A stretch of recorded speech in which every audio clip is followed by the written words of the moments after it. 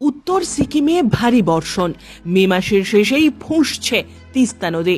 ঝড় বৃষ্টিতে গাছ ভেঙে বিপত্তি বহু জায়গায়, একাধিক জায়গায় নেই বিদ্যুৎ পরিষেবা। সুপার সাইক্লোন রেমালের প্রভাবে জলপাইগুড়িতে গভীর রাতে ভারী বৃষ্টি সঙ্গে ঝোড়ো হাওয়া, তার ফলে বিদ্যুৎহীন গোটা গ্রাম। বুধবার সকাল থেকে মেঘলা আকাশ।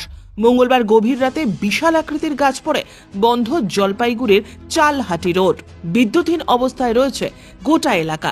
জানা গিয়েছে, এদিন ঝড়ের তাণ্ডবে বেশ কয়েকটি বড় আকৃতির গাছ জলপাইগুড়ির চালহাটি দেবনগর সংলগ্ন এলাকায় উপড়ে পড়ে গিয়েছে। বিদ্যুতের তার ছিঁড়ে পড়ার কারণে বিদ্যুৎহীন অবস্থায় পড়ে রয়েছেন এলাকার বাসিন্দারা। রাস্তায় চলাচল একেবারেই বন্ধ হয়ে গিয়েছে।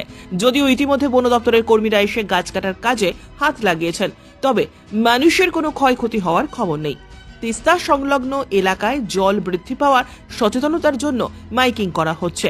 তিস্তার জল বেড়ে বন্যা পরিস্থিতি জলপাইগুড়ি নাথুয়াচার দাসপাড়া হরিচাঁদ ঠাকুরের মন্দির সংলগ্ন এলাকায়। কালীঝোড়া এবং গজলডোবা অবস্থিত তিস্তা ব্যারেজ কর্তৃপক্ষ সূত্রে খবর, এখনো পর্যন্ত কালীঝোড়া থেকে 2000 এবং গজলডোবা ব্যারেজ থেকে 1700 কিউসেক জল ছাড়া হয়েছে।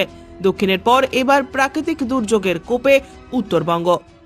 প্রায় তখন 1টা বাজে, তখন আচমকা ঝড়ে একদম আমাদের ঘরের উপরে কাঁঠাল গাছ ভেঙে পড়েছে।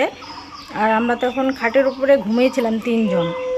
তারপরে বাচ্চা নিয়ে শুয়েছিলাম, হঠাৎ করে এরকম ভূমিকম্পের মতো একদম শব্দ হলো, যে কি হলো বাইরে বের হয়ে দেখি এরকম অবস্থা। কিন্তু কারো ক্ষয়ক্ষতি হয়নি তো? না, এমনিতে আমাদের কারো কিছু হয়নি। ঘরের সিলিং টিলিং ঘরটা ভেঙে গেছে সব কিছু। এই তো পাশের বাড়ি একটা গাছ কাঁঠাল গাছ ছিল, সেই গাছটা ঘরের উপরে পড়ে ঘরটর ভেঙে গেছে।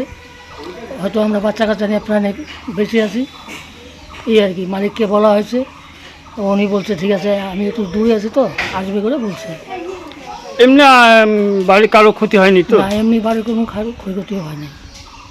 কি ভেঙেছে? ওই তো ঘরের চালটাই ভেঙছে, সিলিংয়ের কিছুটা ভেঙছে। ব্যুরো রিপোর্ট, উত্তরের প্রহরী।